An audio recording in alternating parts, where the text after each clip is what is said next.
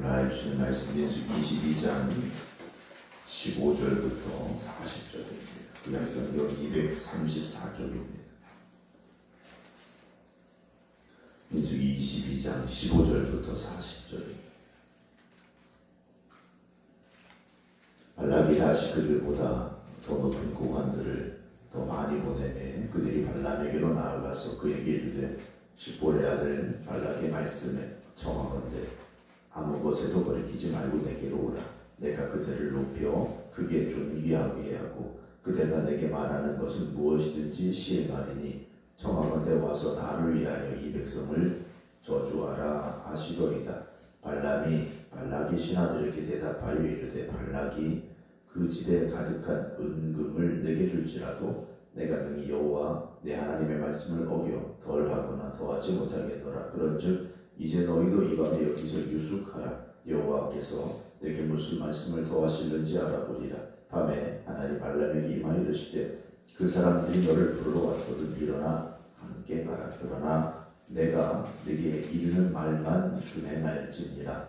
발람이 아침에 일어나서 자기 나귀 한 장을 쥐고 모압 고관들과 함께 가니 그가 감으로 말미암아 하나님이 진노하심으로 여호와의 사자가 그를 막으려고 길에 서니라. 발람은 자기 나귀를 닫고 그의 두 종은 그와 함께 있더니 나귀가 여호와의 사자가 칼을 빼어 손에 들고 길에 선 것을 보고 길에서 벗어나 밭으로 들어간지라. 발람이 나귀를 길로 돌이키려고 채찍질하니 여호와의 사자는 포도원 사이 좁은 길에 섰고 좌우에는 담이 있더라.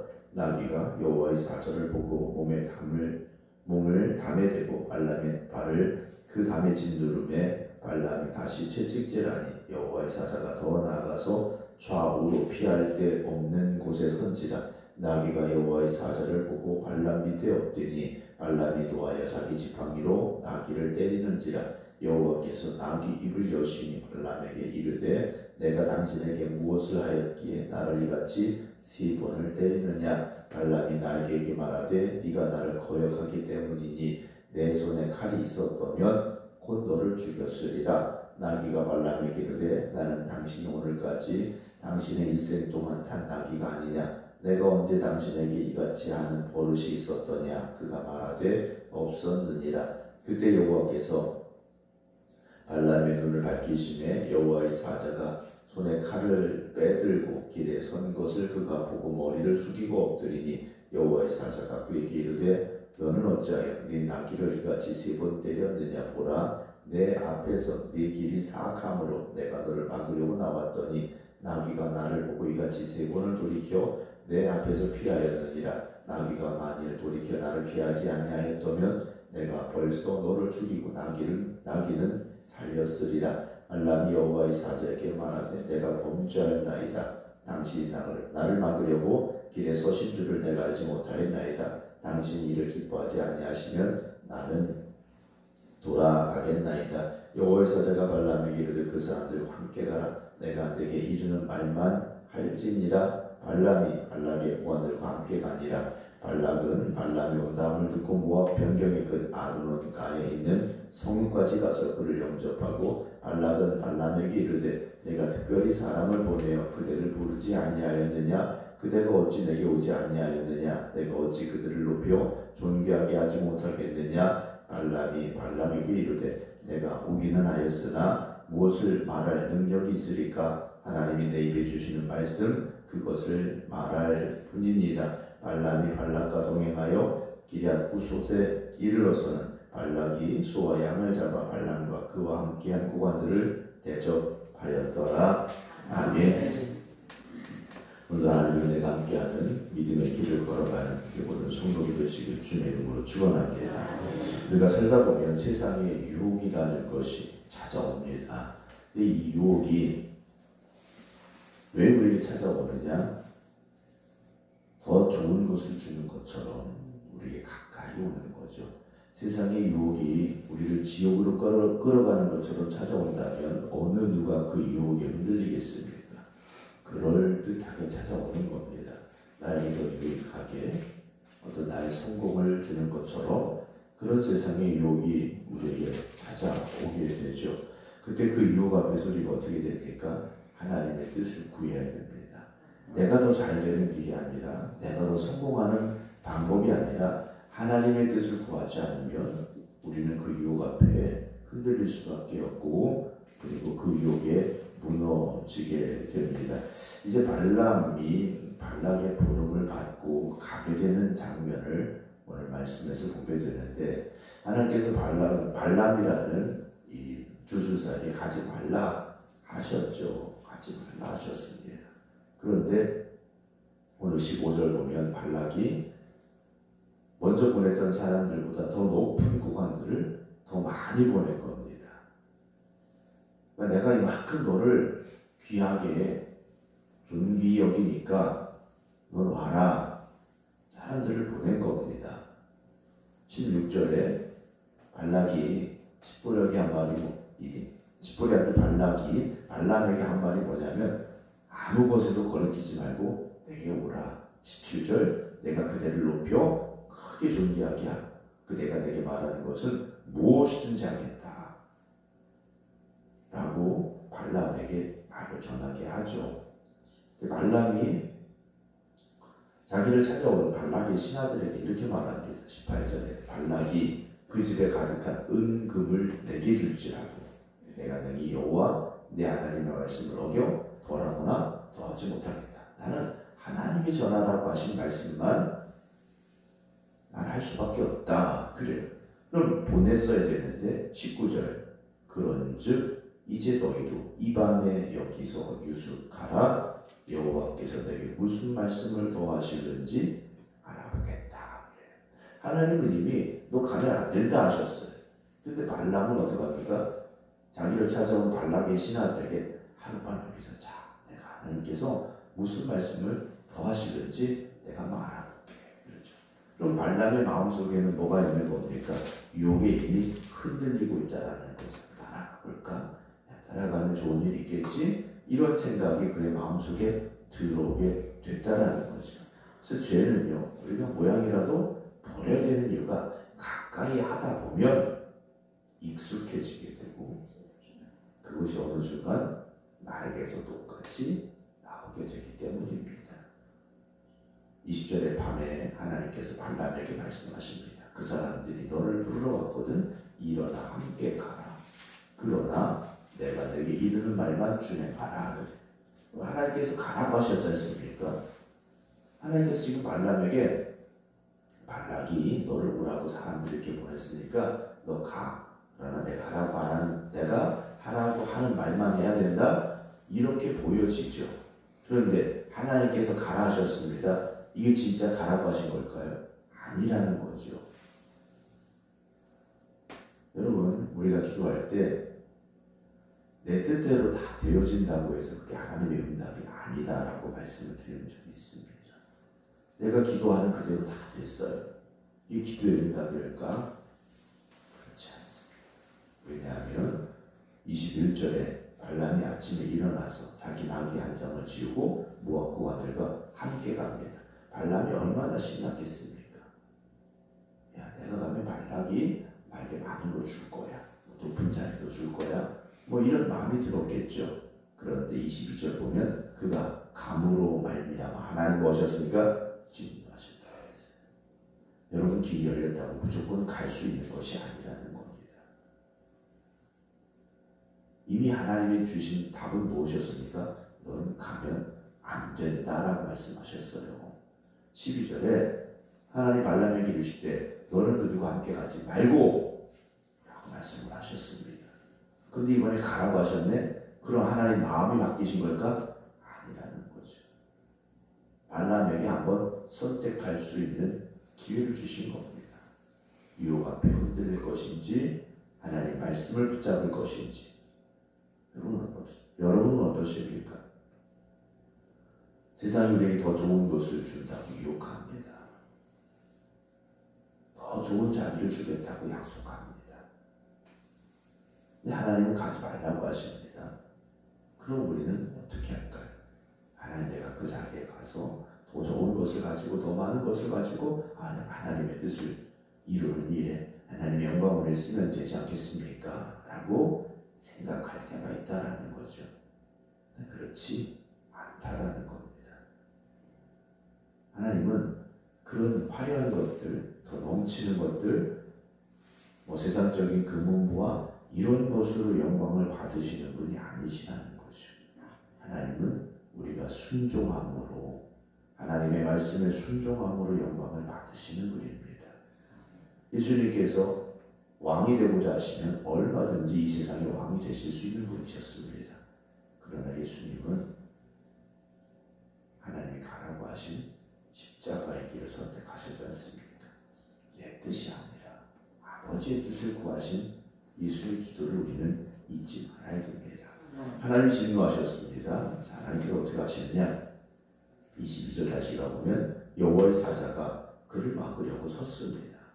근데 발람의 눈에는 안 보이는 거죠. 발람의 눈에 안 보이는데 23절에 나귀가 여호와의 사자가 칼을 빼어서 들고 길에 선 것을 보고 길에서 벗어나 밭으로 들어갑니다. 나귀의 눈에는 하나님의 사자가 보였더라는 거죠. 발람의 눈에는 안 보였는데 나귀의 눈에는 보인 겁니다. 그래서 발람이요 피한 거예요. 23절 마지막에 나귀가 피하니까 발람이 어떻게 합니까? 나귀를 길로 돌이키려고 채찍질합니다.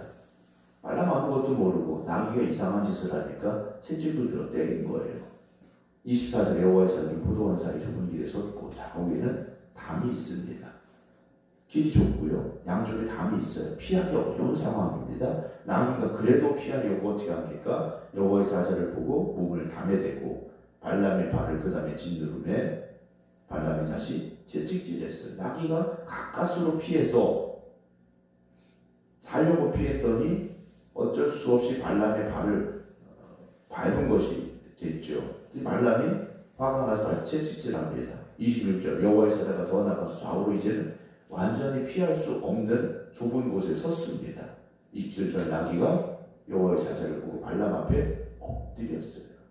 나귀는 살려고 엎드렸더니 발람이 화가 나가지고 자기 지팡이로 나귀를 때렸습니다. 그때 28절에 하나님께서 나귀의 입을 여셨어요. 나귀가 말하는 장면이 오늘 민수기 22장에 기록이 된 거지 않습니까? 나귀는 이미 하나님께서 그의 눈을 열어주셔서 하나님의 사자를 보게 하신 거예요. 근데 발람은요 보지 못했지 않습니까? 이제 하나님께서 보지 못하고 깨닫지 못하고 불순종하는 발람에게 나귀의 입을 열어서 하나님이 주신 말씀을 전하게 합니다. 내가 당신에게 뭘 하였기에 나귀같이 3번이나 때렸느냐? 29절에 발람이 나귀에게 말하죠. 네가 나를 거역했기 때문이니 내 손에 칼이 있었다면 곧 너를 죽였으리라. 이게 누가 하시는 겁니까? 지금 하나님이 하나님의 사자를 보내서 칼을 들고 그를 치게 하시려는 장면을 오히려 발람의 입을 통해서 지금 그대로 말하게 하고 있다는 거죠. 나귀가 말합니다. 30절에 나는 당신이 오늘까지 당신의 일생 동안 탄 나귀가 아니냐? 내가 언제 당신의 이같이 하는 버릇이 있었더냐? 그가 말하되 없었느니라. 여러분 평생 동안 타던 나귀가 어느 순간 갑자기 말을 하기 시작합니다. 얼마나 놀라운 일이 벌어진 겁니까? 근데 발람은요 깨닫지 못하는 거예요. 단지 화가 난 겁니다. 화가 났다라는 거예요. 여러분 우리가 어떤 순간이든지 영적으로 깨어있는 심령들이 되기를 주의 이름으로 축원합니다. 우리가 영적으로 어두워지면 하나님 지금 우리에게 말씀하셔도 들리지 않고 깨닫지 못하는 상황 속에 처할 수밖에 없기 때문이라는 거죠. 그래서 말씀을 읽어도 안 보이는 겁니다. 말씀을 들어도 들려지지가 않는 거예요. 여러분 우리가 그때 두려워할 수 있어요. 두려워해야 됩니다. 하나님의 말씀을 펴서 읽는데도 깨달음이 없고 말씀을 듣는데도 내 마음에 찔림이 없고 감동이 없다면 여러분 우리가 영적으로 지금 잠들어 있다는 것을 알아야 됩니다. 31절에 그때 여호와께서 발람의 눈을 밝히시매 여호와의 사자가 손에 칼을 빼들고 길에 선 것을 그가 보고 머리를 숙이고 엎드렸어요. 나귀는 진작에 보았던 것을 발람은 이제서야 보고 말았다라는 거죠. 우리가 영적으로 어두워지면 영적으로 어리석어지면 이렇게 될 수밖에 없습니다. 하나님 오늘도 내 눈을 열어주시옵소서. 하나님 내 귀를 열어주시옵소서. 내 마음을 열어주시옵소서. 여러분 기도하시기 바랍니다. 그제서야 머리를 숙이고 엎드렸지 않습니까? 32절 여호와의 사자가 말합니다. 넌 어찌하여 네 나귀같이 3번 때렸느냐? 보라 내 앞에서 네 길이 사악함으로 내가 너를 막으려고 나왔더니 사악한 길을 지금 가고 있는 것을 아니 막으려고 사자를 보내셨다라는 거죠.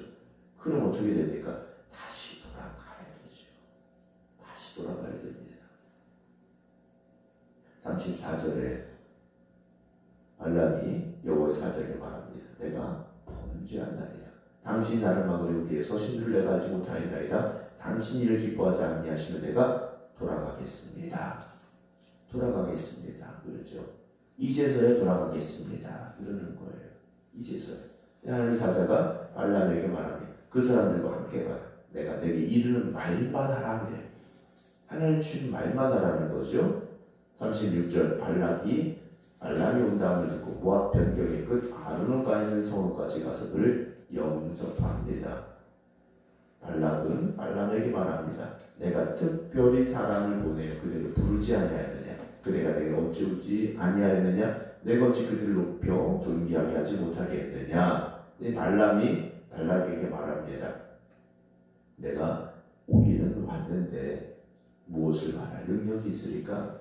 하나님이 내 입에 주시는 말씀 그것을 말할 뿐입니다. 라고 발람에게 대답을 합니다.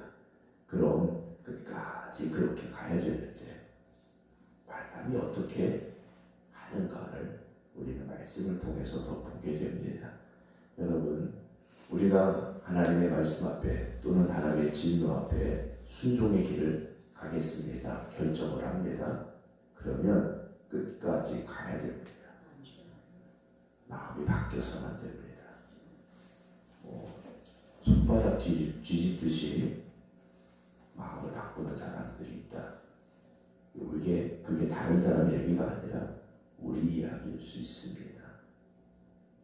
오늘도 우리가 다시 한번 우리를 자신을 돌아보면서 내가 세상의 유혹과 세상의 욕심을 쫓아가고 있는 것은 아닌지 끝까지 우리가 하나님의 말씀을 따라가야 되는데 혹시나 우리가 흔들리고 혹시나 우리가 방황하고 있던 것은 아닌가 다시 한번 뒤돌아볼 수 있는 오늘이 되기를 주의 이름으로 부탁을 드립니다. 오늘도 하나님께서 우리의 눈을 열어주시고 하나님께서 우리의 길을 열어주시고 그래서 하나님의 말씀에만 우리가 집중하고 그 말씀만 따라가겠습니다. 고백할 수 있는 우리 모두가 되기를 주님의 이름으로 축원합니다. 기도하겠습니다. 우리가 세상의 욕심에 눈이 멀어 발람과 같이 어리석은 결정을 하려고 하고 있지는 않았습니까? 하나님의 뜻이 아니라 내 뜻이 이루어지기를 원하며 기도하고 있지는 않았습니까? 오늘도 이 새벽 우리가 영적으로 깨어있게 하여 주시옵소서. 나의 뜻이 아니라 하나님의 뜻이 이루어지기를 소망하고 기도할 수 있는 저희를 되게 하여 주시옵소서. 주님께서는 십자가의 길도 하나님의 뜻이기에 순종하며 가셨는데 우리는 세상의 화려함을 쫓아가고 세상의 부유함을 쫓아가려고 하는 내 생각이 먼저가 되는 결정을 하려고 할 때가 있습니다. 하나님 오늘도 우리가 깨어있게 하여 주시옵소서. 하나님의 말씀에만 집중하게 하여 주시옵소서. 오늘도 우리 하루를 시작하며 우리의 어리석음을 알기에 하나님의 뜻을 구하며 또한 기도하는 이들을 주님 붙잡아 주시옵시사. 오늘도 하나님께서 그들의 발걸음 한 걸음 한 걸음을 인도하여 주시옵시고 그 발걸음을 한 걸음 한 걸음 내디뎌가며 하나님의 뜻에 순종하는 저희를 되게 하여 주시옵소서. 그래서 오늘도 순종하는 이들을 통하여 하나님 영광받아 주시옵시고 순종하는 이들에게 하나님의 은혜와 능력을 또한 더하여 주시옵소서. 이제는 우리 주 예수 그리스도의 은혜와 아버지 하나님의 극진하신 사랑하심과 성령님의 감동 감화교통 역사하시니 오늘도 하나님의 말씀에 집중하고 그 말씀에 순종하겠습니다. 기도드리는 모든 성도들 위해 이제부터 영원토록 함께 하시기를 간절히 축원하옵나이다. 아멘.